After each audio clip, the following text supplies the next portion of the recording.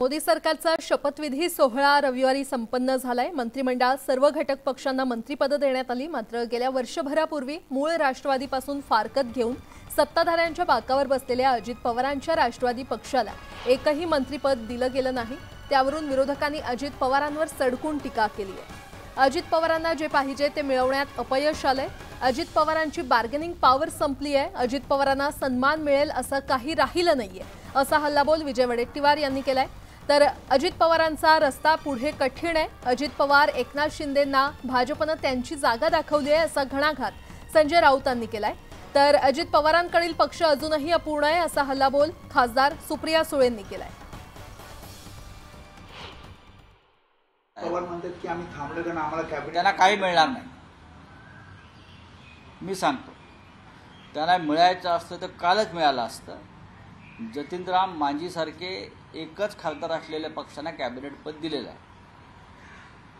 बरोबर आहे। या नकली शिवसेनेचे तर 7 खासदार आहेत असं म्हणतात ना। यांना त्यांची अवकात दाखवली, तुम्ही आमचे आश्रिता, तुम्ही आमचे गुलामात।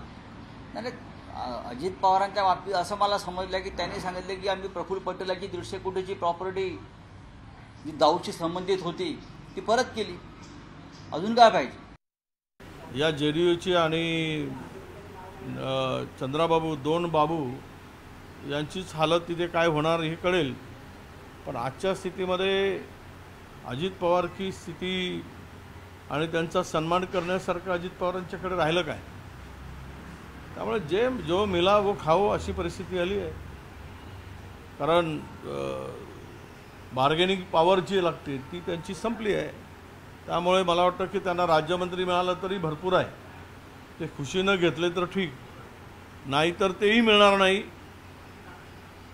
अशी अवस्था सध्या अजित पवारांची आहे। आता आम्ही तर कोर्टात गेलेलो आहे आणि त्यांच्याकडे जो पक्ष आणि चिन्ह आहे त्याच्या खाली एक नोटीस आहे। ती आता ते वापरतात का नाही मला माहिती नाही, पण माननीय उच्च न्यायालयाने त्यांना सांगितलंय की हे टेम्पररी आहे त्यांच्या, त्याच्यामुळे तो त्यांचा अजून झालेला नाही।